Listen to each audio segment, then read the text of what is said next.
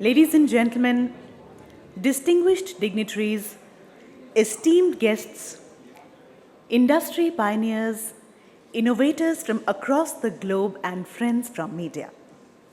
We extend a very warm welcome to each one of you to the 11th edition of India Smart Utility Week ISUW 2025.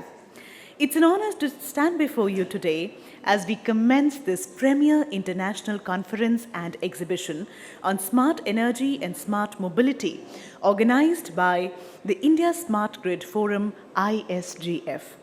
Over the years, ISUW has emerged as one of the most reputed platforms for global collaboration, knowledge exchange, and technological advancements in the utility sector. This event will bring together over 2,000 delegates and 250 distinguished speakers from more than 25 countries. Leaders from utilities, government organizations, regulatory bodies, academia, and industry will engage in plenary sessions, bilateral workshops, technical paper presentations, roundtables, and technical tours, all aimed at shaping the future of energy and mobility. With India's ambitious target of achieving net zero by 2070, the discussions here will play a pivotal role in defining strategies for scaling renewable energy to 596 gigawatt by 2032, fast-tracking the deployment of 250 million smart meters, and integrating battery energy storage systems of 236 gigawatt-hour. With the support of key ministries, regulatory authorities, and top industry partners, ISUW 2025 is set to accelerate India's journey toward a clean energy transition and digitalization of utility infrastructure. We encourage each one of you to engage, collaborate, and explore new possibilities that will drive innovation and progress in the sector. Ladies and gentlemen, let's give a big round of applause as we commence this remarkable event.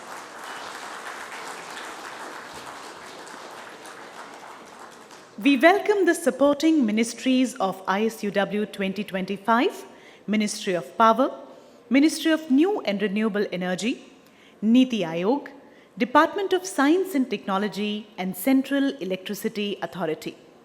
We welcome all host utilities, BRPL, BYPL, Tata Power, and NPCL.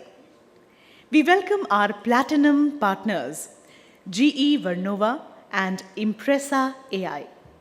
We welcome our session partner, AspenTech. We welcome our silver partners, Yitran and Laura Alliance.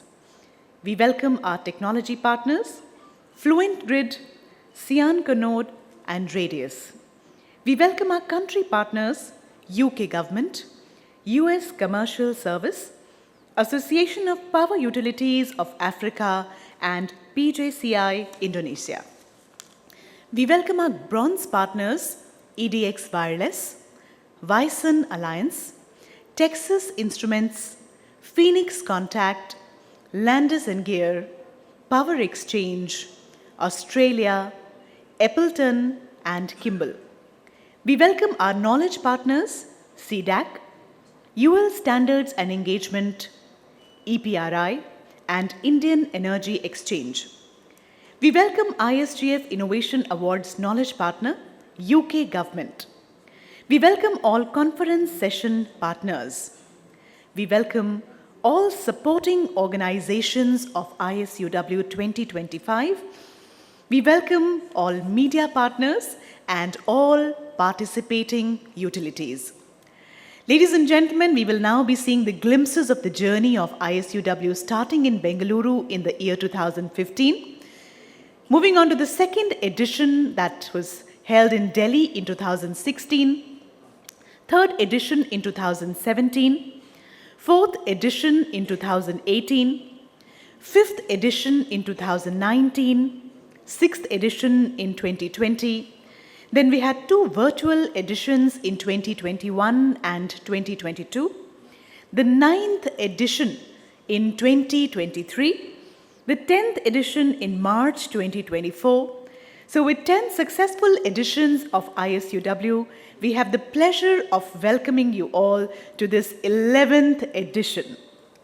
This year, ISUW 2025 focuses on critical themes such as smart metering, grid digitalization, rooftop PV revolution in India, nuclear renaissance, power system flexibility and DERMS, grid integrated buildings, etc., as we can also see on the screen.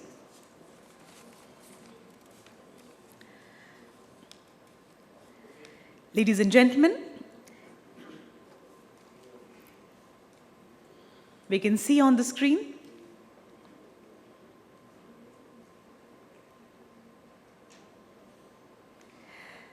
we will now play a brief video on ISGF's initiatives towards accelerating energy transitions and grid modernization.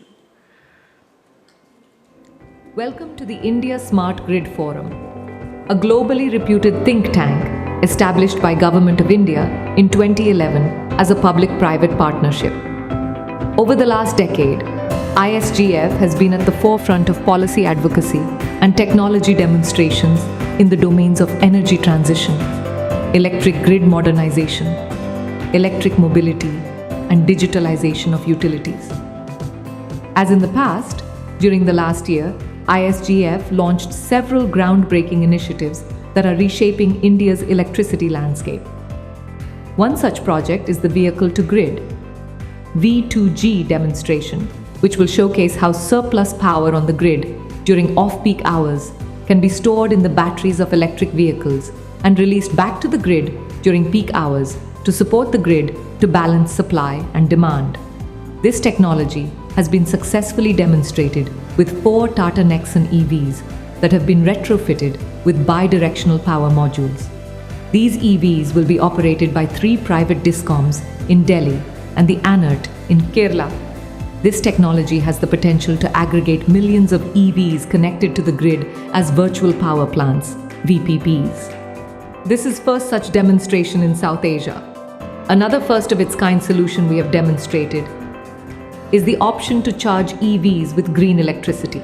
Customers opting to charge their EVs with green electricity will receive a crypto token as the certificate of origin of the green electricity. And these tokens can be aggregated and used against emission offset targets or even traded on the carbon markets. This will go a long way in reducing the carbon footprint of transportation sector. ISGF has prepared a national registry of solar rooftop systems, which was launched by Honorable Minister of Power, Housing and Urban Affairs, Shri Manohar Lalji, at the Distribution Utility Meet in Lucknow on the 14th of November 2024. This registry lists and depicts each of the solar rooftop units connected to the respective distribution transformers, feeders, and substations. This visibility of solar systems and its capacity feeder-wise, distribution transformer-wise, and substation-wise help the discoms and system operators to efficiently manage the fast-growing solar rooftop systems in the country. This registry is expected to be adopted by MNRE and integrated with the new PM Surya Ghar Portal 2.0. The architecture of the registry is designed to include all the distributed energy resources connected to the grid in future. ISGF has recently undertaken a pioneering study and prepared an implementable roadmap for promotion of electric tractors. By electrifying the agricultural sector, we aim to reduce the carbon footprint to achieve net zero and promote sustainable farming practices as well as enhance farmer livelihoods. ISGF has undertaken 3 successful demonstrations of peer-to-peer, P2P, trading of green energy from solar rooftops on blockchain platform, which has led to new regulations promoting P2P trading in Delhi, Uttar Pradesh, Karnataka, by empowering prosumers and consumers to directly trade renewable energy within their localities. We are creating green energy communities. Our latest experiment in Lucknow will soon demonstrate that prosumers and consumers can make the P2P transactions on digital platforms and settle the payment directly using digital payment methods, with minimum involvement of the discoms, while the meter data of such P2P transactions are securely stored in a blockchain-based data trust layer. Very soon we will see millions of people generating green energy on their rooftop solar systems and selling to their neighbors and friends. This is the first demo of digital energy grids, or the birth of energy internet in the world. We have also undertaken a successful pilot demonstration of asset mapping of 22 kV lines in Pune and Thane using drones and advanced artificial intelligence powered tools. This project was funded under the Aspire program of FCDO, UK government. ISGF has undertaken a detailed study on the impediments in development of renewable energy in the northeast region of India and suggested several implementable solutions how such impediments can be removed and renewable energy resources can be developed on fast track in the northeast region. After our stakeholder consultations and study report, 2 states have already issued enabling RE policies, and a leading business group has announced development of 5,000 megawatt of solar projects in the northeast region. ISGF facilitated the formation of All India Discoms Association, AIDA, a not-for-profit society formed by the discoms with support of Ministry of Power. AIDA's objective is to bring all discoms on a common platform to find solutions for several sectoral issues as well as help each other. AIDA was officially launched by the Honorable Minister of Power, Housing and Urban Affairs, Shri Manohar Lalji, at the Distribution Utility Meet in Lucknow on the 14th of November 2024. In 2024, ISGF conducted 2 important training programs, a 3-day workshop on utility digitalization and performance improvement in Africa in February 2024 in Cape Town, South Africa, under the ESMAP program of the World Bank, which was attended by 70+ senior utility professionals from 30+ countries in sub-Saharan Africa. Another 5 days Digital Utility Manager training program in partnership with Imperial College, London, under the Aspire program of FCDO UK. This training program is now uploaded by Power Finance Corporation on the Karma Yogi portal of Government of India. During the last year, ISGF has taken large delegations of senior officials from India to international events such as Distribute Tech in USA, Asia Clean Energy Forum in Manila, SIGRA Session in Paris, Enlit Europe in Milan, Electricity Day in Jakarta. At the India Smart Grid Forum, we are working on technological solutions to build the foundation for a greener, smarter, and more sustainable energy systems. Join us on this journey. Together we can power a sustainable tomorrow.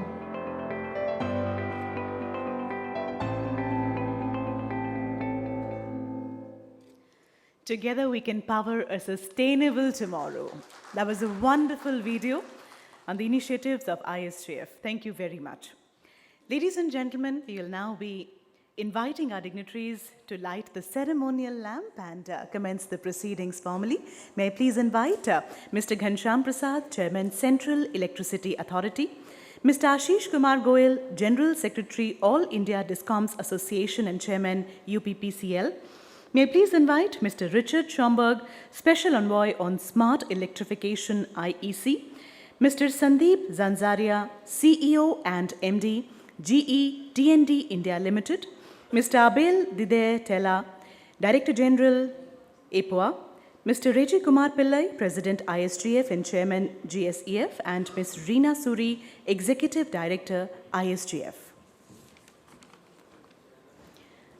May I please request our dignitaries to kindly light the ceremonial lamp and begin the proceedings formally.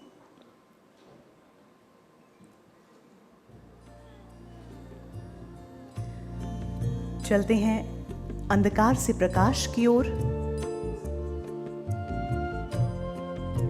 और अज्ञान से ज्ञान की ओर।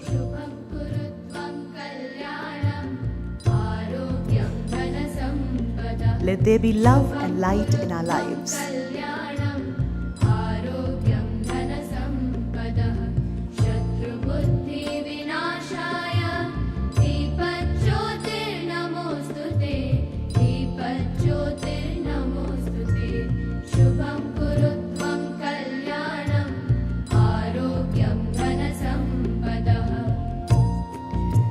this light lead us in the right direction in life.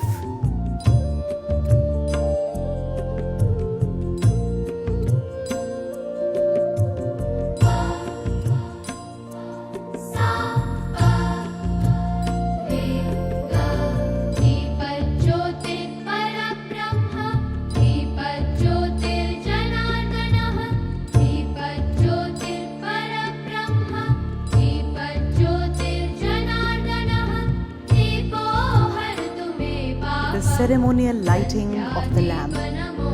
May this light guide us to take the right decisions at the right time in our lives.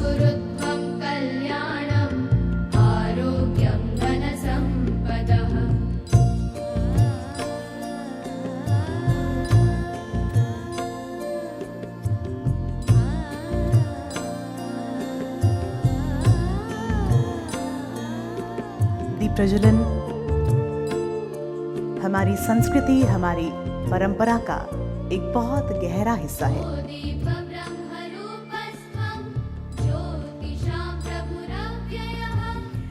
Thank you very much. As we begin the proceedings for the day, may I please request all our dignitaries to kindly take their seats on the dais, please.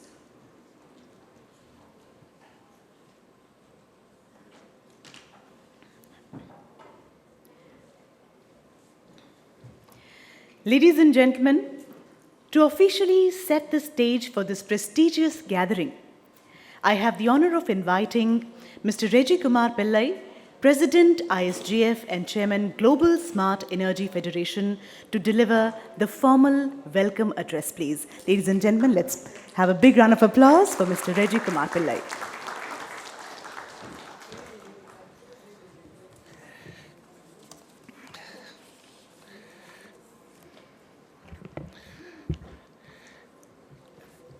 Respected dignitaries on the dais, senior officials from ministries, utilities, international delegations, expert speakers and delegates, ISUW partners and exhibitors, supporting organizations and media partners, it's my privilege and pleasure to extend a very warm welcome to all of you to ISUW 2025 in New Delhi. Ladies and gentlemen, what an incredible era we are living in. Never in the history of humankind there have been so many technologies developing at such fast pace, and that too in several domains. Every day you hear new things happening at a much faster pace, new revelations. Traditionally, technology shift happened over millennia from Stone Age to Iron Age. And after Industrial Revolution also, it took centuries for major technological shift to happen, which is now happening almost every week or every day, major breakthroughs happening. And this confluence of several technologies developing at such fast pace, it has, one domain is helping technological development in the other domain. In the past, we heard about material science helping new technologies. Today, artificial intelligence is helping almost every domain, and quantum computing helping artificial intelligence to next levels, pushing to the levels which we have never seen. So there have been several predictions. Even Ray Kurzweil in his 2024 book, Singularity is Nearer, he predicted, it's a 2024 prediction, he predicted that human level intelligence computers will have by 2029 and singularity will be by 2045. But at the end of 2023 itself, the Claude 3 of achieved a 103 IQ. Average human IQ is 100. And the latest chat GPT, the GPT-01 is 130 IQ. And Grok 3 is expected to be much higher. When you ask a question to Grok 3, it doesn't say, but I can challenge anybody living today, I can beat them on IQ. And in the whole history of humanity, there are only 2 or 3 people who crossed 200, And Gary Kasparov, those who know, he had measured 190. And today's AI algorithms are all almost at par with those numbers.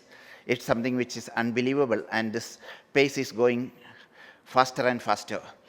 Last month in a program which I attended in Delhi, in Gurgaon, there was the first Sophia, the first humanoid robot was there, and her creator David Hansen. So Sophia was able to interact and answer any question people asked from the audience. There are about 800, 900 people in the audience. Any question was able to answer within no time. And it varied from anywhere to anywhere. And somebody asked her to sing a song, which actor you like the most in Bollywood, said Salman Khan, and then asked to sing a song. She sang Papa Kahte Badi Naam Karega. And it was just, and this kind of, and another incident which I read is that one of the creator asked his algorithm, would you like to have a human body like us? He said, no, you people are weak. Why should I have a body like you? I would like to have a body like a gorilla, much more powerful. Or I will have one thing like turtle, which lives for 400 to 500 years. You people are very weak. This is the level of things which have gone. Elon Musk and several other technologists predict that there will be 10 billion humanoid robots, which will be there by 2045. Means 20 years down the line, there will be 10 billion. Nobody believes it today. I take a step back. 1995, when we launched cellular phone in India, I mean, we were one of the forward-looking countries which came out with mobile technology in 1995. Everything was very expensive. The phones were expensive, limited capability. It could only send some SMS or something, and there was limited network. And if anybody had told that 20 years down the line, almost every person walking around will have a phone in his pocket, nobody would have believed that, but that's the truth today. Almost out of 8 billion, at least 6.5, 7 billion people have at least one phone with them all the time, and it has become so cheap. The same way, the Optimus robot, which was released by Tesla, which weighs some 70 kilo or something and 5 feet 8 inch tall, can do most of the activities which you do at home or you do at in your office.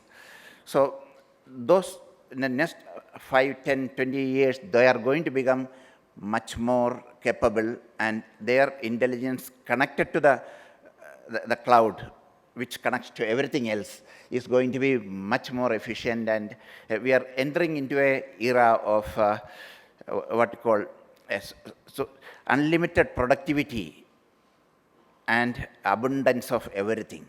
There are a lot of negative things you will be hearing.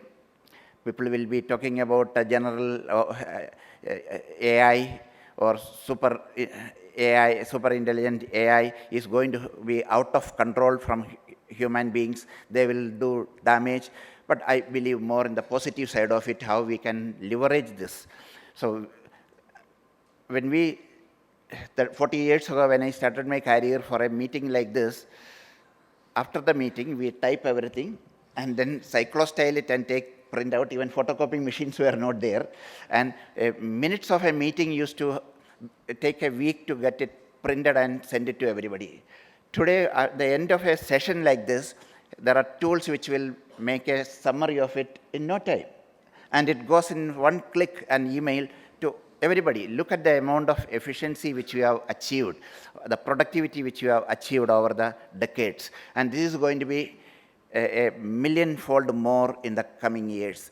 Traditionally, the protein structure, a typical PhD student took a decade for a protein structure to predict. AlphaFold, which was released by DeepMind, which is again part of Google, in 2018, it helped making thousands and thousands of protein structure in no time. And the AlphaFold 2, which was released in 2021, today about 2 million researchers from more than 190 countries are using AlphaFold 2, and there are more than 200 million different protein structures we have done. This is something which 10 years ago, if somebody had predicted, unbelievable. And what is going to happen with this? We'll be able to produce food, produce protein, precision fermentation, precision manufacturing of almost everything.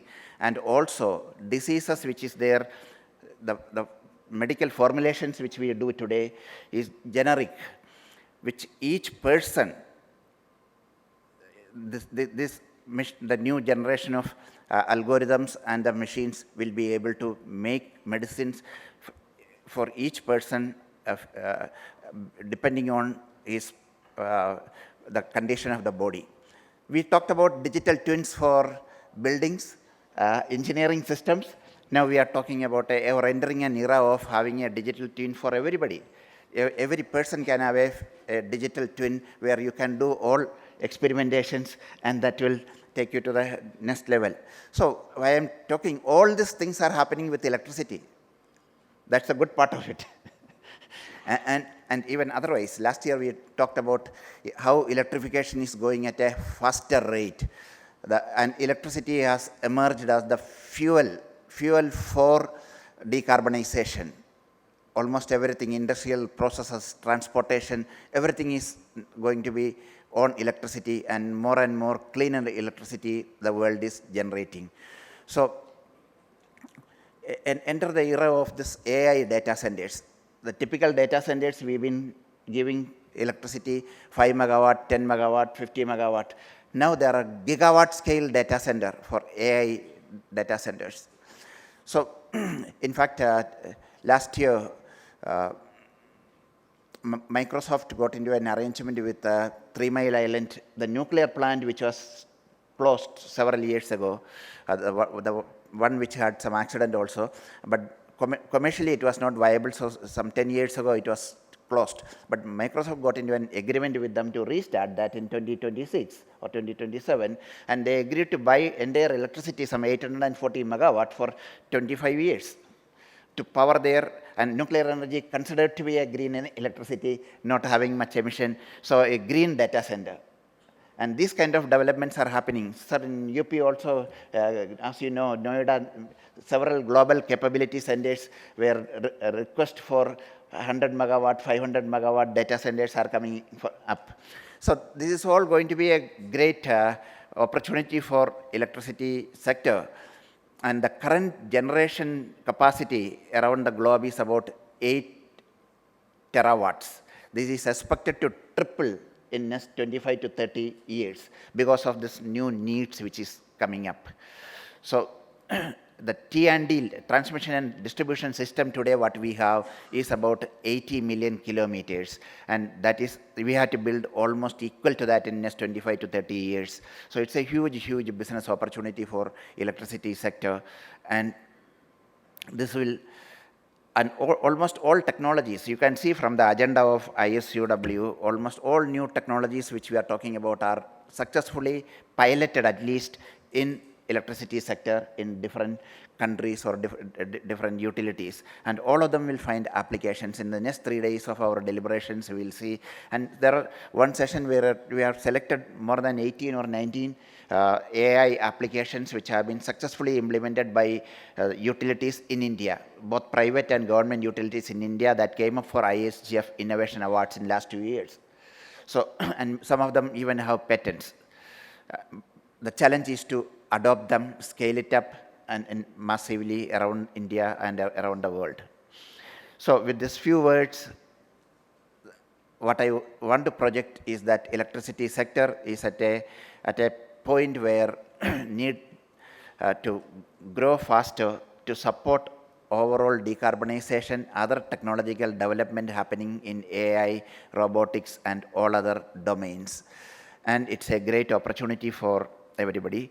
So Richard Schomberg, our dear friend from IEC, before in EDF, been part of our ISUW journey from 2015. In fact, he helped us connect with all the international experts around the world and design the program, and he continued to support us. Thank you very much, and extend you a very warm welcome to ISUW 2025. Sandeep, you were there last year also for the inaugural session, and GE Vernova continue to support ISUW, and a warm welcome to you for 2025 support.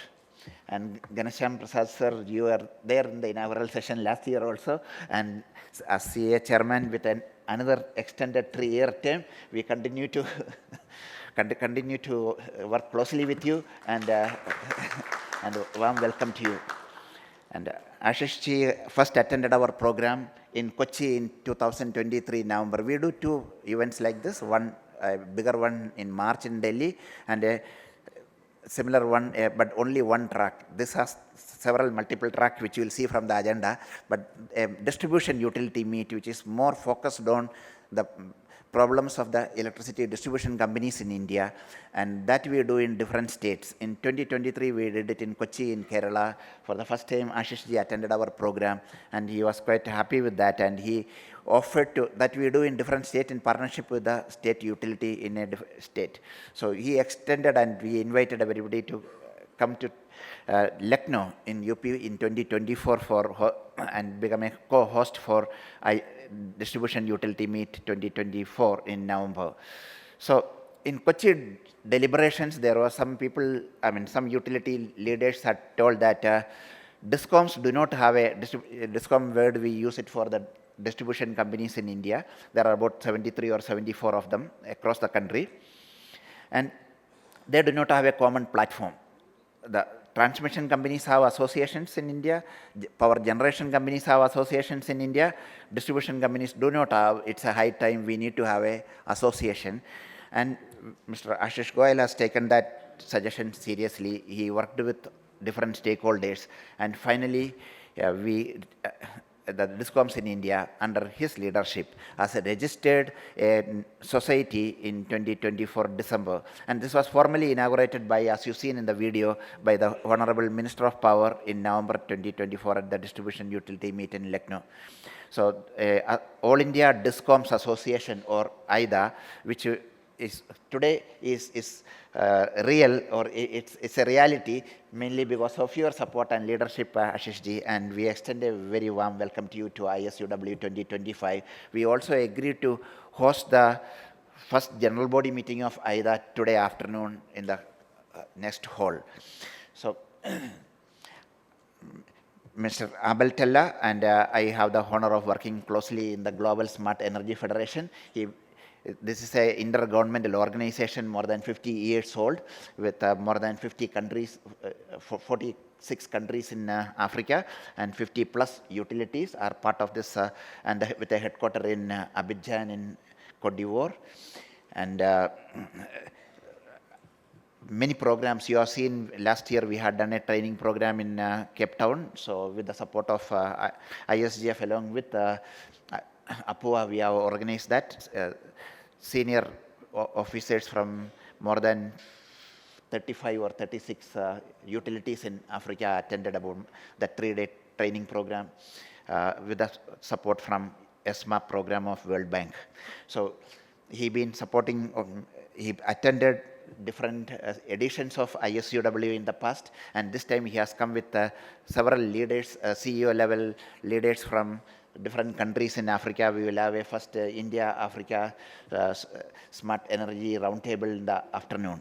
So welcome all the utility leaders from Africa who have come, and we are also arranging tour of them to Tata Power tomorrow, day after. You can see what transformation we have done.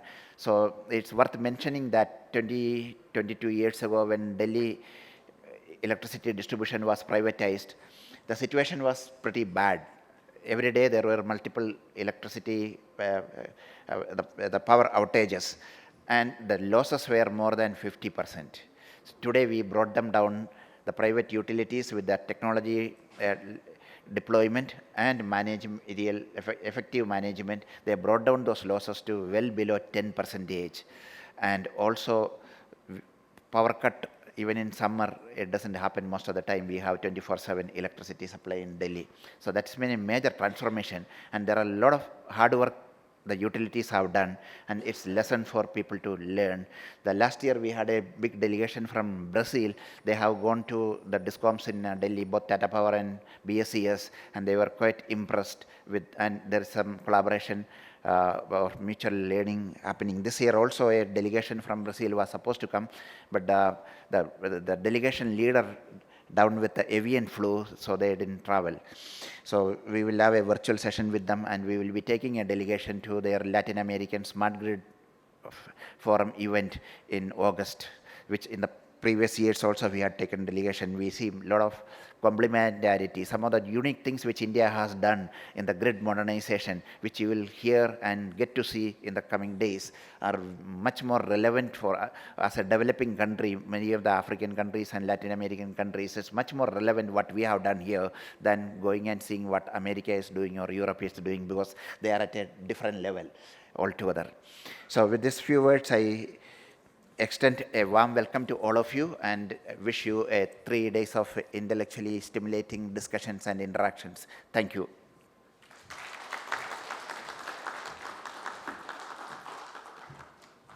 Thank you very much. And as you rightly mentioned, the era of unlimited productivity and abundance of everything. So looking at the positive side of it all.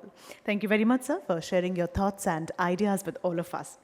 Ladies and gentlemen, let us now hear from an expert in global energy transformation, Mr. Zehong, the Executive Vice Chairman of the Global Energy Interconnection Development Cooperation Organization. This is going to be a virtual address. Let us please hear from him.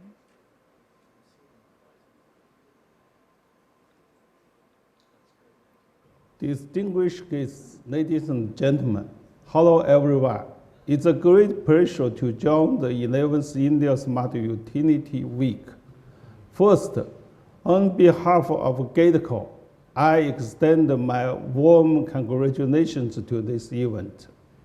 Fossil fuels account for over 80% of global emissions. It's the leading cause of global warming.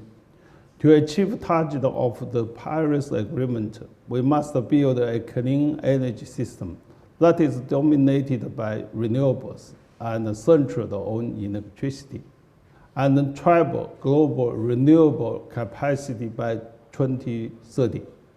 Energy transition is a huge task, especially for developing countries, to balance transition with growth. However, the foundation for energy transition is strong. This world has rich solar, wind, and hydropower resources.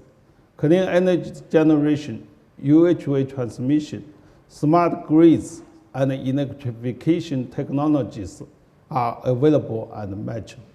The cost of solar and wind power is also falling fast. As renewables grow rapidly, they also pose serious challenges to power systems. Renewable output is highly variable, weather-dependent, and often mismatched with demand. Their ability to support the grid is weak. Experience from China and other countries shows that we need integrated approach to coordinate power generation, grid, load, and storage, and innovate technologies and business models. On generation side, we need to improve forecasting accuracy and advance renewable integration and grid firming technologies. New models, such as coordinated development of electricity, hydrogen, and carbon, should be explored. Additionally, core power should be made cleaner and more flexible to support the large-scale renewable deployment and utilization. On grid side, research on new theories and technologies such as UHV DC transmission, flexible DC grids should be strengthened. Enhancing grid interconnection will help optimize clean energy distribution. China has built the world's first plus-minus 1100 kV UHV DC transmission project, with a transmission distance of over 3,300 kilometers and a capacity of 12 gigawatts. On demand side, we should integrate the distributed energy resources, EV charging stations, and adjustable nodes through technologies such as VPP to encourage users to participate in node recognition. Electrification should be further promoted, including hydrogen and e-fuel production from electricity to replace fossil fuels. On storage side, we need to accelerate pumped storage deployment and promote innovation in battery and other storage technologies, promoting safe, flexible, and cost-effective storage solutions. Additionally, through integrating AI and digital technologies with energy systems, we can build a smart grid which can achieve real-time monitoring, precise measurement, and intelligent control.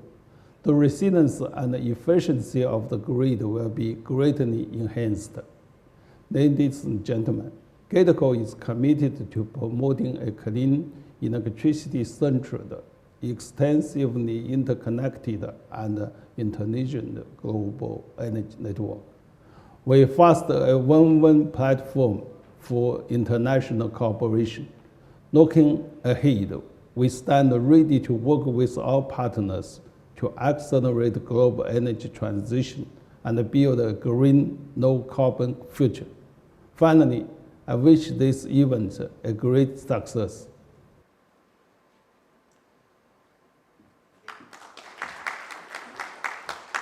Thank you very much for your wishes and also for sharing with us your views, thoughts, and ideas today. Thank you very much. Although India is not officially a member of GEIDCO, we closely watch what they are doing. They have done very good technology development over the last 7-8 years, including, you heard, development of world's first 1100 kV HVDC line, and at that technology, offshore wind, several things which they have done technologically is good for the rest of the world. Thank you very much. Thank you very much, sir. So, ladies and gentlemen, as we move further, may I now invite Mr. Richard Schomberg, Special Envoy on Smart Electrification, International Electrotechnical Commission, for his address now. Please join hands in welcoming Mr. Richard Schomberg.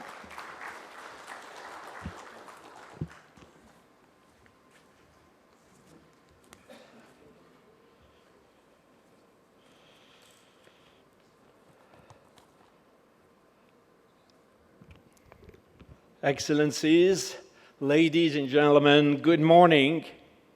I'm Richard Schomberg, and I am representing the CEO and President of the International Electrotechnical Commission, the IEC, which is the Standard Development Organization based in Geneva. Well, I'm wondering what I'm doing here this morning, because I should have sent my robot, my personal assistant robot, you see.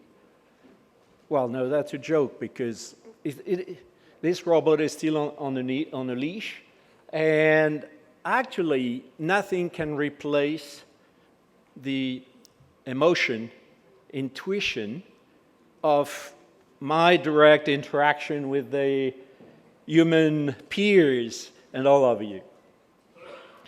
So, the world challenges have never been so high given, unfortunately, the current geopolitical instabilities. Energy demand is still climbing steeply, as it was reminded for different reasons by President Reji. And, well, the greenhouse gas emissions still must be curbed. You see, we keep saying it, but it's more and more needed, because as we see concretely the impact of climate change on everyday life, of course, something has to be done. It is not just about energy, by the way. It's also the long-term sustainability of water, air quality, food, that should be universally ensured. The customers and the citizens, well, they have growing expectations also. You see, well, there are utilities, and of course it's like a given that you get power whenever you want it. But actually, they have now growing expectations of resiliency, lower cost, and new services cyber-secured. Every day you receive incredible emails. You see, you never know what's going to happen tomorrow about this. And you want also the respect for your privacy while possibly monetizing your personal data. India has obviously major cards in hand. India is already the most populous country with a population in the range of 1.5 billion. India is the third largest energy-consuming country in the world.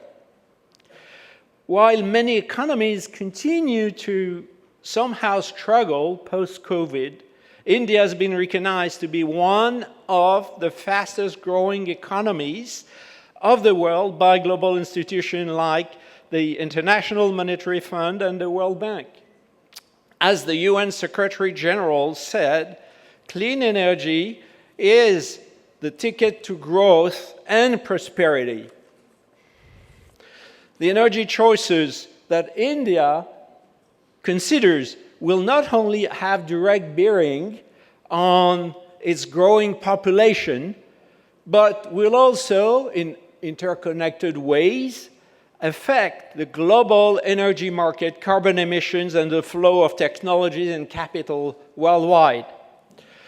With a commitment to achieving 500 gigawatts of non-fossil fuel-based energy capacity by 2030, India is emerging as a global leader in clean energy. As of end of January, I understand India's total non-fossil fuel-based energy capacity has reached about 220 gigawatts already.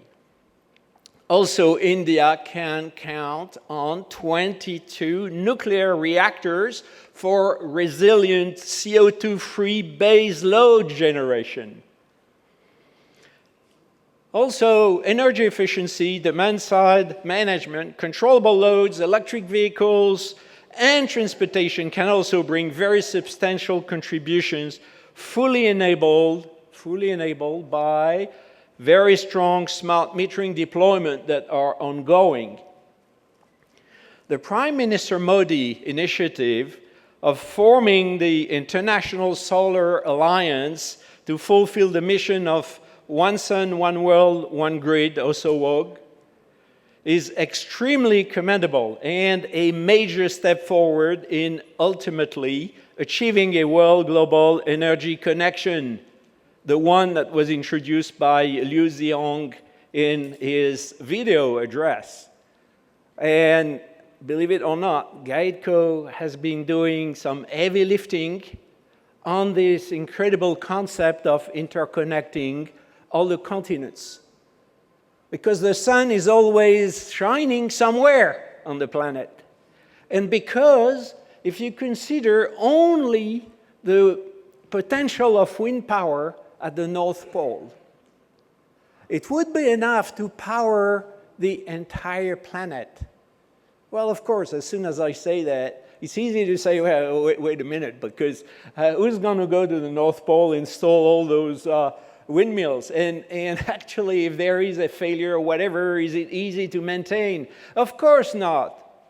But this is a concept that cannot be ignored, because the key is being able to actually average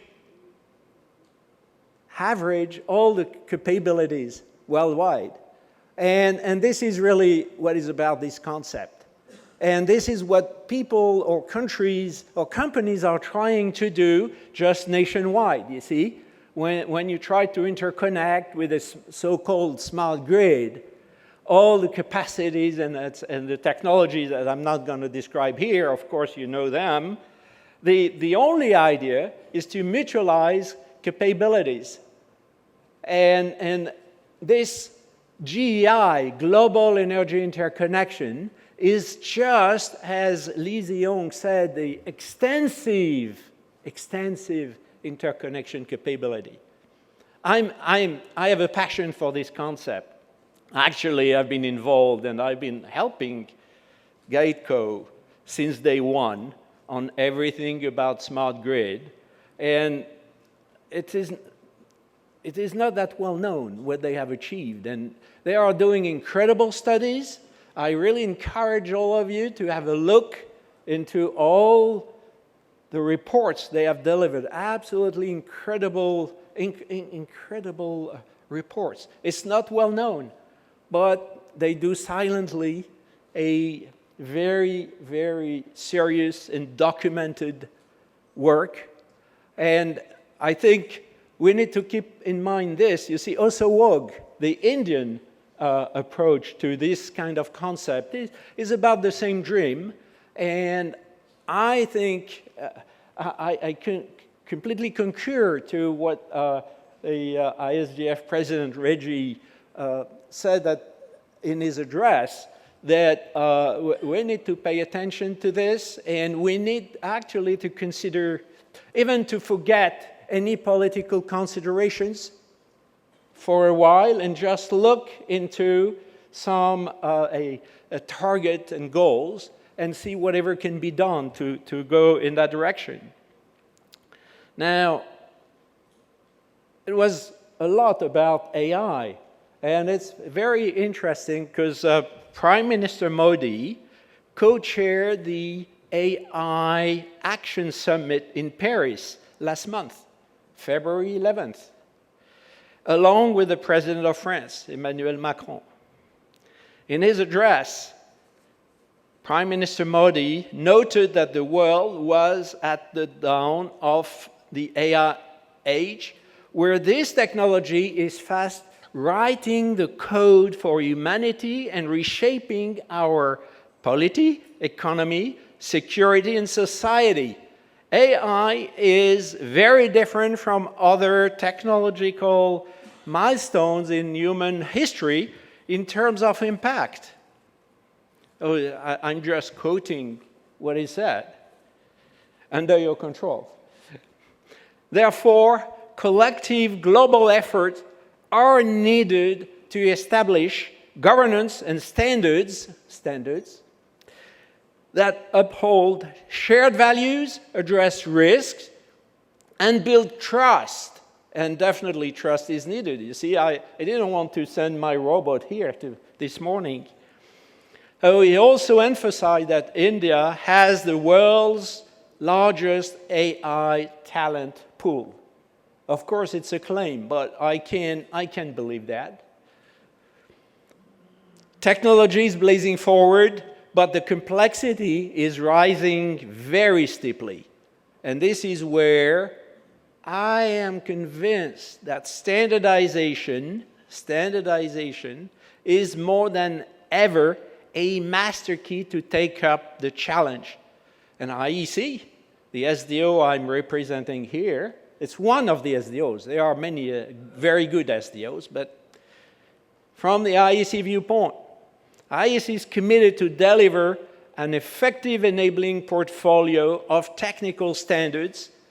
And this September, the India National Committee to IEC will be hosting here in Delhi the IEC General Meeting, which is the extensive major annual IEC gathering. So it shows how India is important within the IEC strategy. As a conclusion, all of this gives a lot of relevance and value to this 11th edition of the India Smart Utility Week for Digital Revolution. Quite obvious, India is already the software factory of the world. For energy, the ISGF is a very powerful asset recognized worldwide, one of the first to join the World Global Smart Energy Federation. I remember I was there. I can testify I've seen Reji on stage when this has been formed.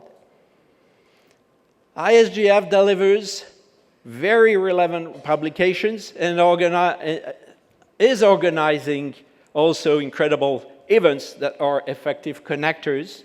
Please share with me the excitement of the unique opportunity to discover what others are doing, to network, and to trigger collaboration opportunities.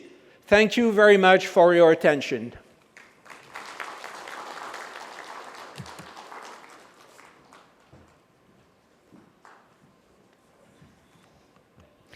As you rightly mentioned, nothing can replace the human emotion. Thank you very much for sharing your valuable insights with all of us today, Mr. Schomberg, and also for sharing your expertise and vision with us. Thank you very much. Ladies and gentlemen, after that wonderful address, may we please move on and invite Managing Director and Chief Executive Officer at GE T&D India Limited, Mr. Sandeep Zanzaria, for his address. Please join hands in welcoming Mr. Sandeep Zanzaria.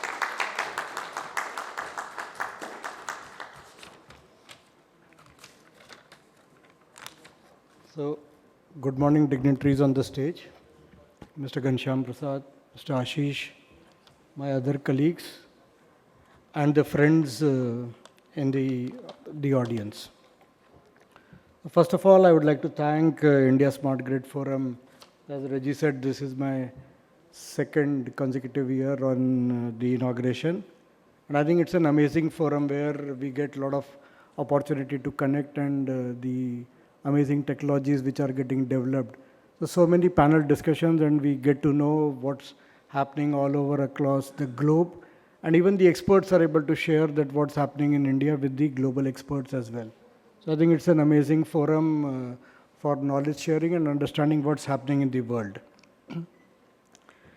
When we really look at some key statistics on the Indian power sector, I think the growth which is happening in terms of not only in generation, transmission, distribution, also on the usage side or the demand side is something which is unprecedented. Today we have reached 470 gigawatt of installed capacity, with close to about 48% coming from renewables. And at one point of time when we started the journey of solar and wind and other forms, we never imagined. But today we have like more than 150 gigawatt of installed capacity of solar plus wind, whereas solar contributing more than 100 gigawatt of installed capacity. So I think looking at the journey what we have done is like amazing, and would really thank the Government of India and the Planning Commission, other CEA, the backbone behind the whole plan. Today, so not because the CEA chairman is there, but otherwise I can say that today there's a lot of certainty in the plan, and there's a lot of, with the National Electricity Plan 1, with the National Electricity Plan 2, we are pretty confident in what the Government of India is going to achieve, or what the country is going to achieve in terms of not only in generation, but the transmission part. If you look at the plan, you can actually see that what kind of substations are going to come individually, in what area, what capacities, and this forecast has been done, what HVDC links, what offshore wind, for up till 2032. So such detailed planning actually gives a lot of confidence, not only to the planners, but also to the industry for the future investments also which are to be made. Maybe I'll just pitch in one small thing here, which is the last 2-day development to the CA chairman. So initially when we look at 2024, TenneT signed a frame agreement for Germany and Netherlands for putting a huge amount of HVDC capacity for offshore. 2-3 days back, again, National Grid of UK has signed a frame agreement for about 6 to 7, or maybe more than that, 7 to 8 companies, not only for the HVDC part, but even for the cable laying and everything. So today, the countries which are having very high ambition, they know that the biggest challenge which is there is in the supply chain. Maybe I'll request the CA chair probably to have a view in his long-term planning about this aspect as well, because this is going to be one of the most important aspects for India to secure the supply chain and also to have a long-term visibility in terms of Make in India concept or the investments which are going to come. And I think more and more countries, I feel, is going to go towards this, signing the frame agreements for securing their supply chain. We know that the power demand is also rising by more than 7%. And it is not possible to make grids smarter without adopting the smart technologies. As Richard said that he could have sent a robot, and probably if everybody would have sent a robot, this would have been an AI conference. But I think it is time that we look more and more towards digital technologies to be adopted. GE Vernova is kind of leading this in the forefront in terms of the technological solutions on the digital side. The forecasting the variable generation and forecasting the loads, especially EV, which are not very predictable, are going to be the key components of the smart grid. So we possible use of AI, ML algorithms, technologies in the digital products of grid management for transmission distribution are going to be the key for smart grids. To give operators enough flexibility, we as GE Vernova offer top-notch analytics and visual intelligence system. As Richard talked about cybersecurity, I think we believe in zero-trust cybersecurity software platforms. And these are the essential components of the platforms what we are developing. When we're talking about a new platform which is coming from GE Vernova is Grid OS. So today the platforms which are there is normally when you develop a platform, then after 4 or 5 years, even the complete technology changes, the complete threat perception changes. So the new product which we are developing is Grid OS. And this is something like an example which I give in the normal day is like the Apple iPhone. So every time there's a development which keeps on happening, you keep on getting patches and your software keeps on getting updated. You don't need to update the whole system after 5 years, 7 years, this kind of a thing. So this is the platform on which GE Vernova is working towards developing Grid OS, so that you don't need to every time work on an update after 4 or 5 years, it becomes obsolete and then you start again from the zero and then again from 5, 7 years. And the changes are so fast that you need to have an updated system on real time, because what we talked about cybersecurity, what we talked about the updates which are happening, I think this is one of the key development which we are pushing into the market. In the times where we have increasing data points from multiple systems, smart grids require interoperable plug and play solutions like the Grid OS data fabric and data connects. And not the least, but I would say the most important thing is also the skill set upgrade and the manpower to manage this smart grids capability. Remember, smart grids are not possible without smart humans. So what we said about the IQ, I think, and India is a very strong base. If you look at all the practically large GCCs in the country, and including on the energy side, we are contributing in a big way in the global development of the technology. So whether it is on the smart grid, whether it is on HVDC, whether it is on STATCOM, even on the product developments on the hardware side as well, India is playing a very, very key role. So I wish all the very best to all the speakers and participants in the forthcoming sessions. And again, a big thanks to India Smart Grid Forum for organizing the event. So happy Smart Utility Week 2025. Thank you very much.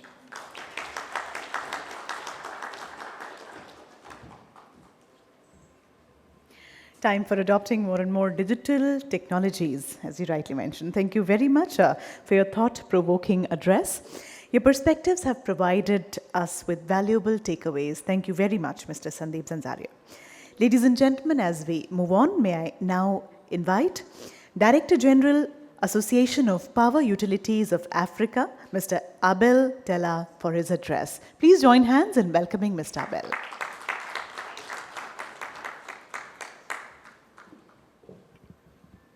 Excellencies, Member of Government, ISGF.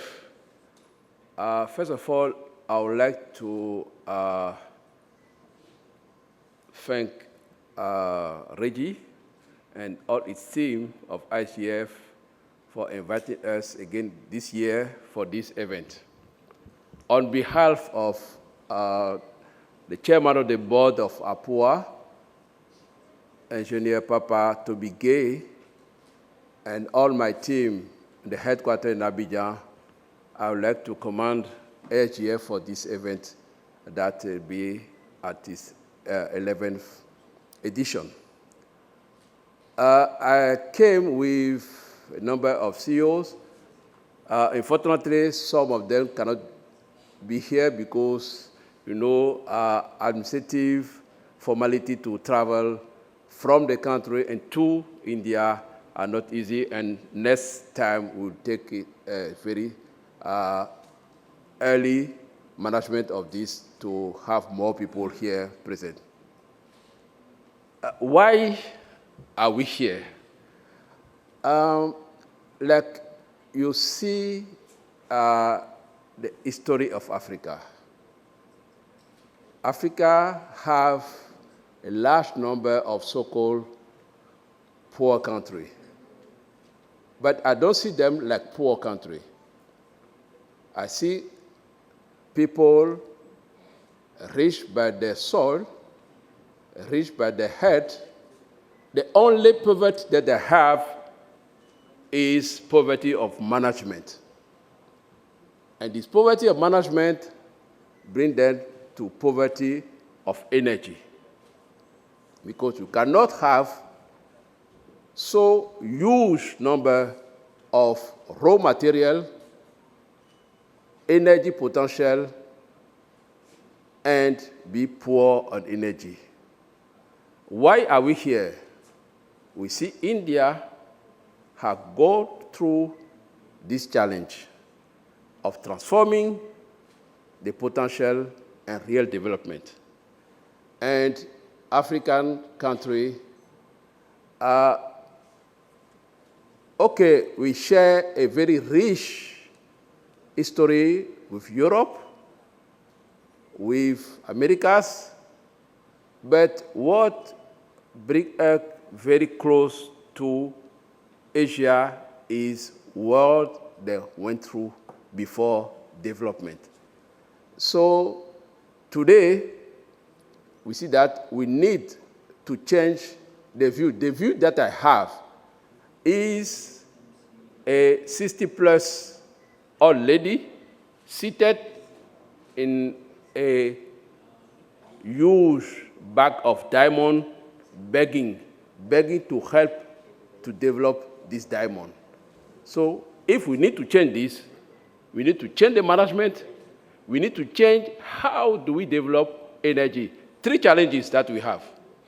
The first group of population, half of this population, young people, less than 30 years, and they need to develop an industry. When you combine all this, you may notice that transition is not easy. And to make it particular, what kind of transition do we need for Africa? We need to go smart. So smart energy is the cornerstone for this transition toward the last miles to give power to people and to make development of energy wisely, clean, and smart. So I wish that we come out of this conference once again for a smart way of thinking the development of energy in Africa, partnering with all the potential that we have in India, and to be sure that when we are offering raw material, we don't offer our raw material as such, but we at least transform it a little bit before we offer it. So I wish to this forum a very good proceeding. We are confident that we can change the poverty of management to have a better Africa for tomorrow. Thank you so much.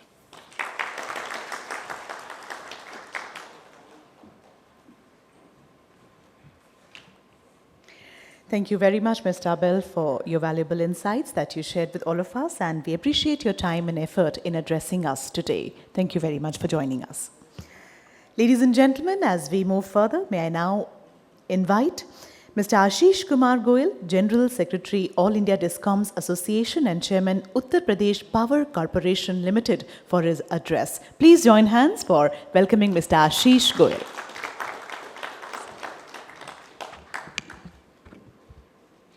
Thank you. Respected Shri Ghanshyam Prasad ji, Richard Schomberg, Sandeep Zanzaria ji, Director General of African Association, Abel, Tella, the pinpoint of the whole Smart Utility Week, Mr. Reji Pillai ji and Reena Suri ji. Thank you, and the august audience here. I thank ISGF for inviting me to this inaugural session. We have had a very successful collaboration with ISGF in the past. I attended, as Mr. Pillai said, I attended the Kochi distribution utility meet, and there we had agreed on 2 points, rather 3 points, that the next utility meet would be organized by ISGF and UPPCL at Lucknow in November 24, and we did that. The second decision that was taken was that we will establish an organization, an association of all the DISCOMs, and I'm very happy to announce that on 30th December, the association was formally registered as an autonomous society.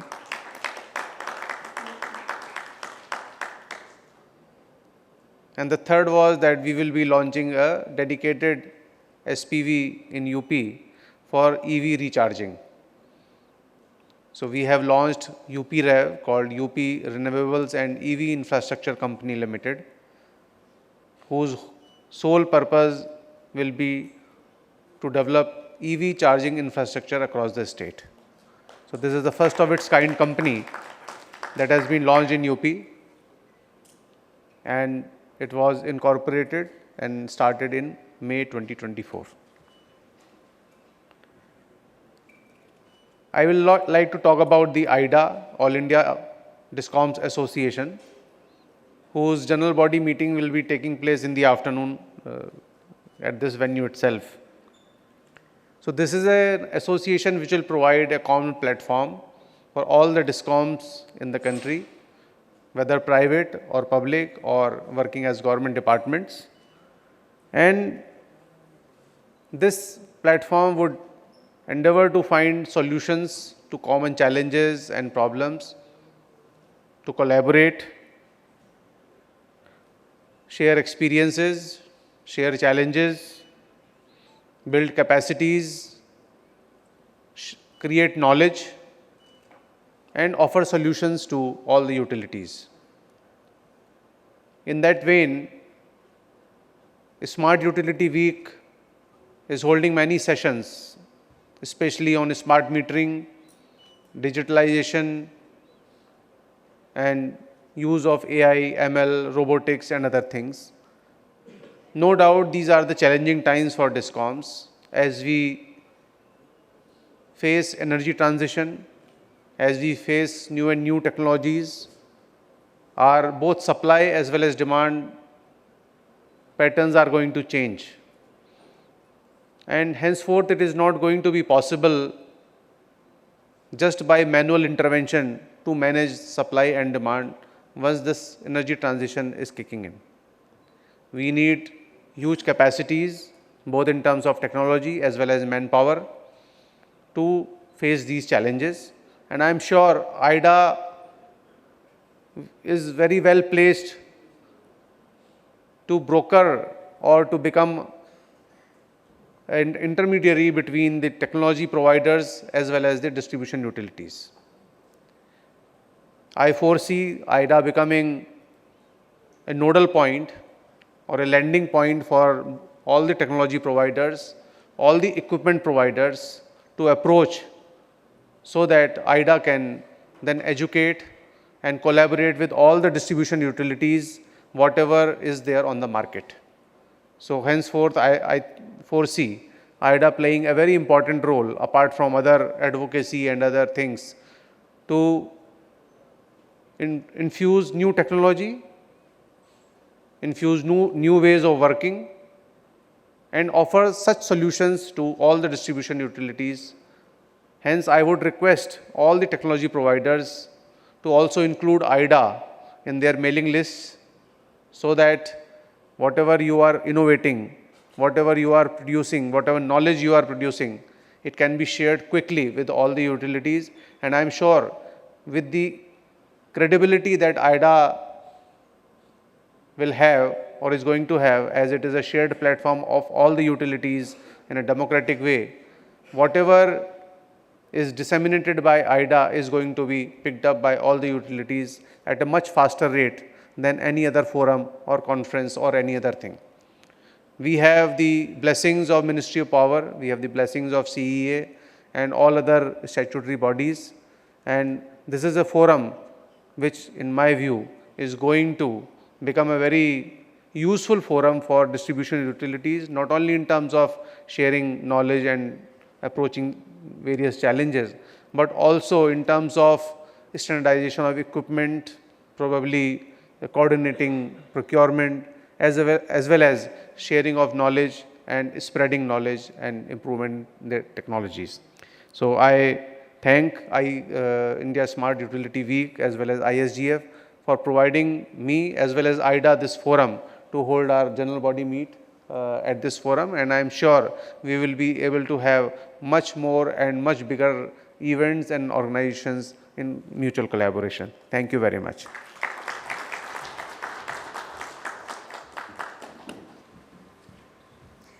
Thank you very much for your insightful perspectives on the new initiatives and also on the path ahead. Thank you very much for addressing us today, sir.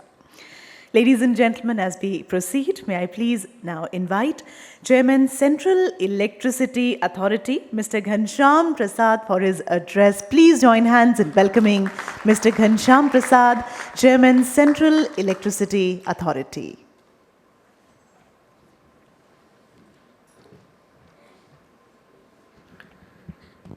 Good morning everyone.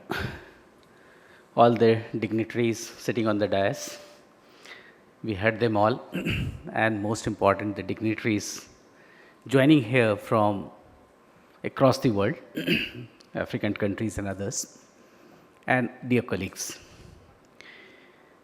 I think Reji started with a good overview of what ISGF is doing, where we need to take it, and how and when we can make our utility smart. I think we had been working together for quite some time now, starting with the smart grid itself. When we started this, we were just wondering what that smart grid will be. It was a challenge to even define smart grid. After a lot of deliberations, I think we have been able to define what that smart grid is going to be. Because that was the journey we started with, and then others did follow. But in the present era and the present time where we are at present in the country, and particularly with respect to the Indian power sector, I must say that we have progressed quite well under the reforms that has happened during the last few years particularly. And I can safely say that in generation and transmission, we are almost at par with the world, and probably in some of the areas we are even much faster than anybody else. Definitely the concern has been in the distribution sector, and which we have started addressing it one by one. There are challenges, and many challenges have been indicated as well, that where we need to go. but then there are Indian conditionalities which probably is holding us back at present, and hopefully we will be able to tackle them as well. Coming from the progress that we have made in terms of the generation itself, trying to see that we are making the global targets achieved in a specified time frame, and we have been doing that as well. And not only the task and target which is being set to us or given to us, and what we make our commitment in the global forum, we are going much ahead of that as well. We are even committed to surpass the targets which we had committed in the Paris Agreement, and probably 50% will be very soon we will be achieving it. That's not a big deal. By 2030, definitely we'll be surpassing that target and reaching up to somewhere around 64 to 65% of the non-fossil fuel. But we are not stopping there itself. Plan of 32 is already out. Plan of 34, 35 is under preparation. So we, as I had mentioned in other forums as well, now India is moving dynamically. That means every year we are revising our plan for the next 10 years, and that is how it has given us all the leverage to take a corrective action at the quickest possible time. And that has helped us not only in the generation side, but in transmission as well. And in transmission, because of the fast requirement and the growing requirement of the renewables that is coming in and kicking in, we are revising our plans every 6 months, which probably I'm not sure whether it is being done anywhere in the world, but at least we have started doing that, and that is how we have been able to provide connectivity at one of the fastest pace probably anywhere in the world that we are doing it. I think here we can give you a connectivity in 24 months time, the moment we get a visibility of such locations. Of course, leaving aside the HVDC, which takes around 5 to 6 years because of the supply chain issue, which Sanjeev has already mentioned, and probably he has thrown a challenge to me, and the team had been meeting me for quite some time, giving them some kind of a bulk demand and bulk visibility, and probably we are working on that because the construct in India is slightly different. We don't have a single utility, which is in other countries they have, and single utilities gives that kind of a visibility and the demand. We have a multiple utilities, the constructs are different, we are going through a TBCB route and all that.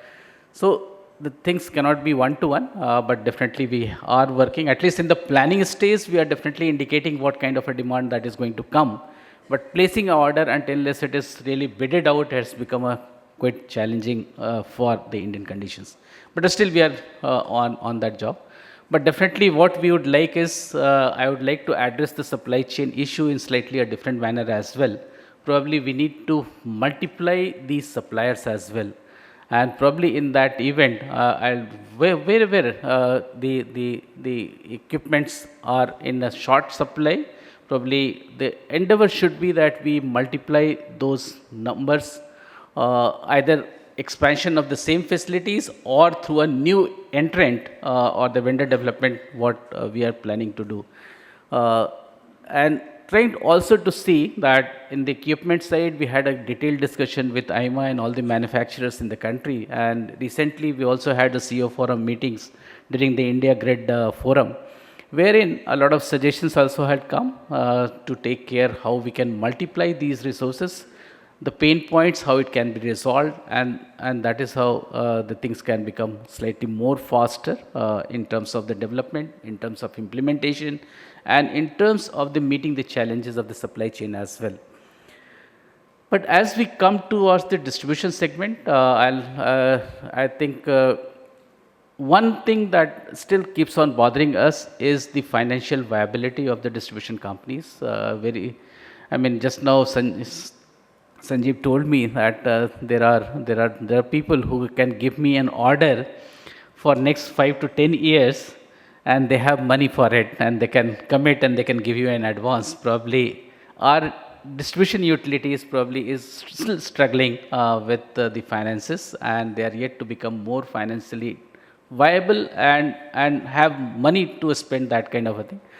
We are working as central government, we are definitely trying to see that through the policy measures, through different other measures, which is suited to the Indian conditions, probably we are trying to see that how quickly the distribution company becomes financially viable, and the moment they become financially viable, probably the entire value chain will become financially viable. And the same construct, I had also thought that can we involve the consumers themselves, because we are moving in a very big way in terms of a smart metering and leading to the prepayment type of a construct.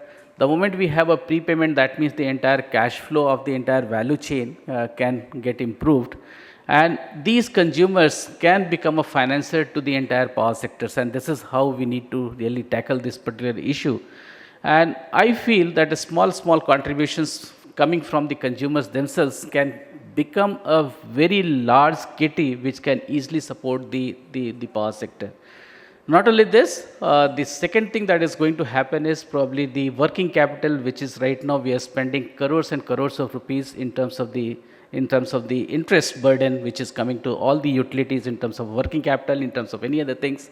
Probably all these need to go because these are nothing but this money is going to the banks. It's neither helping any of the utilities in the power sector, nor is it helping the retail-based consumers. Probably if we are able to make some kind of a construct in this, and I am sure that the moment we have all the smart meters in place, the moment we have a better tariff structures, the moment we have the prepayment coming in a big way, probably the cash flow will become much better, and probably we will be able to tackle this particular issue. This will not only reduce the cost of generations, it will not only reduce the cost of transmission, distribution as well, but it will make the entire value chain much viable. What we need to do is definitely some of the innovative products which we have been seeing in the various things, and probably in the next 2 to 3 days you will be also witnessing some of the lectures, some of the sessions which will talk about some of the innovations that is going to come into the segment. Definitely they are needed, but what probably is further needed is how do we really replicate these in the given situations and given the Indian conditions, and how quickly it can be accepted by our DISCOMs. Well, I mean, we have to keep in our mind that the situations in the Indian scenario is slightly different, and there are many utilities. All utilities are not same, they are not at par, and we need to take care and all of them together. And let me once again congratulate Ashish for taking that initiative of bringing all these utilities together. Because I still remember when we were, when I was given the task of reforms and restructuring in Ministry of Power, I used to get very good feedbacks in terms of generation utilities, in terms of transmission utilities. Because of the structured forum, they used to deliberate themselves and come to ministry coming with, okay, 1, 2, 3, 4 points are there which they need to get it resolved. And we used to sit together, brainstorm it and get it resolved as quickly as possible. And similar thing was not happening in distribution. But definitely I'm sure that with the kind of initiative that has been taken, all the DISCOMs, they can sit together, whether it is private, public or whatever, they can come out with some suggestion. It becomes easier for the policy makers as well to look at these concentrated few good suggestions and which can be implemented in a quickest possible time. So I'm sure the stage is set with new innovative products, with new challenges, and the way forward is visible. I'm dead sure with all the cooperations of all these stakeholders, probably India will march towards the smartest utilities and towards the smartest power segment in the country. Thank you so much.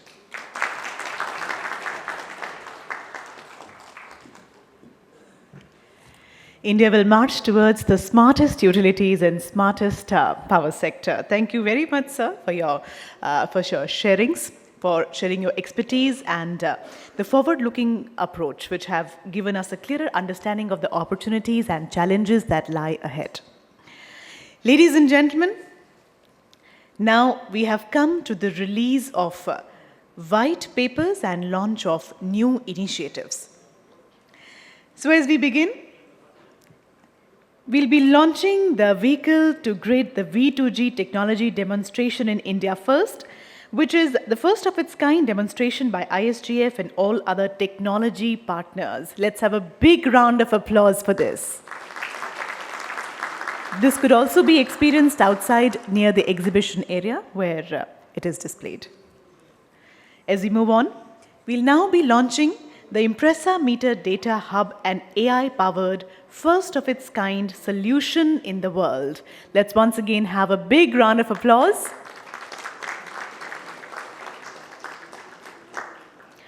Next is a new solution, the first of its kind in the world, demonstrated by ISGF and their technology partners, which is charging of EV with green electricity and generation of certificate of origin on blockchain. A big round of applause for this wonderful, first of its kind new solution. And finally, the release of study report on electrification of agricultural sector. A round of applause for this one as well. Thank you very much.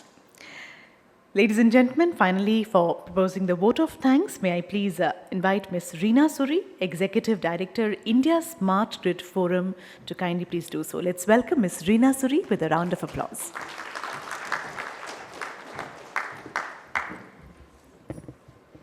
Thank you so much. And a very warm welcome to all of you, the dignitaries on the dais and of the dais once again, and a very good afternoon. I welcome you all to the 11th edition of India Smart Utility Week, which has become a platform of ideas, innovation, and let's be honest, some of the best energy sector networking you will find anywhere. And we have come a long way from an ambitious vision of a global stage where the brightest minds in smart utilities and sustainable energy come together. Now I have, I know what you must be thinking is just another conference, another year. But let me assure you that this isn't just any event.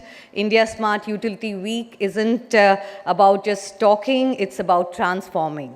And it's about bold ideas, pioneering solutions, and real-world impact. And it's where policy meets practice and where connections spark. And not just short circuits, so pun intended. So what started as a vision to create a knowledge-sharing platform in India and internationally bring experts to India has now evolved as a globally recognized forum for discussions on smart energy and modernized grid modernization and emerging technologies. This incredible journey wouldn't have been possible without the unwavering support of our partners, our partner utilities, our ministries, government institutions, industry partners, supporting organizations, and our conference session partners who have come together and help us bring the most relevant subjects and topics together to help the utilities go through the international best practices and the use cases which are available and hear from various experts. And our exhibitors who have brought in innovative technologies to showcase as part of India Smart Utility Week. And lastly, our media partners. So thank you so much for helping us put this huge event together. You are the ones who have powered this event and taken it to from strength to strength. So we extend our sincere gratitude to all of you for your contribution, and I would like to thank our dignitaries who have joined us today and shared their insights with us virtually, to Mr. Liu Zehong for sharing his video message, Mr. Richard Schomberg for always guiding us with our various initiatives and particularly being our guiding force for ISUW, Mr. Sandeep Zanzaria, thank you so much for joining us as our platinum partner and for shedding light on the exciting solutions of smart grids. Mr. Abel, Tella for joining us and for the contributions, and also bringing a very big senior level delegation for India Smart Utility Week. Shri Ashish Goel ji for championing the DISCOMs on India's energy transition. And lastly, Mr. Ghanshyam ji for for his leadership in shaping India's power sector. So thank you so much, and I request everyone to please put your hands together for our dignitaries. And I also thank the delegates from the various government institutions, utilities who have joined us today, not only from India but also from Africa, Indonesia, Bhutan, Australia, United Kingdoms, and Europe and USA. So many international experts we've been able to bring together. Not only they are here to learn from us, but also we're looking forward to all the experiences that they are bringing for the forum. So with that, I would like to hope that India Smart Grid Forum, which is totally packed with exciting discussions, cutting-edge workshops, and exhibition that showcases the future of utilities, to give you an excellent platform to be able to network and to be able to learn from each other. So let us take full advantage of this platform and collaborate, learn, and contribute to the future of energy. With these few words, I would like to once again thank our dignitaries on the days and of the days for joining us today. And I once again welcome you and everyone who has joined us for the 11th edition of India Smart Utility Week. And I wish you an energizing, insightful, and engaging event. Thank you so much. A global stage with brightest minds. Indeed, this is a platform for ideas and innovation. Thank you very much, Ms. Reena Suri. Ladies and gentlemen, before we move any further, may I please request Mr. Reji Pillai to kindly please present tokens of appreciation for each of our dignitaries who have joined us here. Beginning with Mr. Ghanshyam Prasad,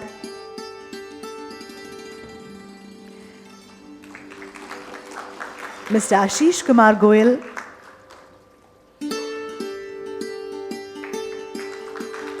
Mr. Richard Schomberg,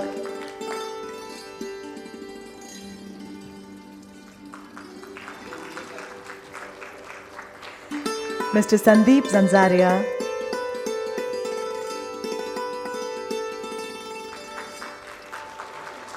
Mr. Abel, Tella,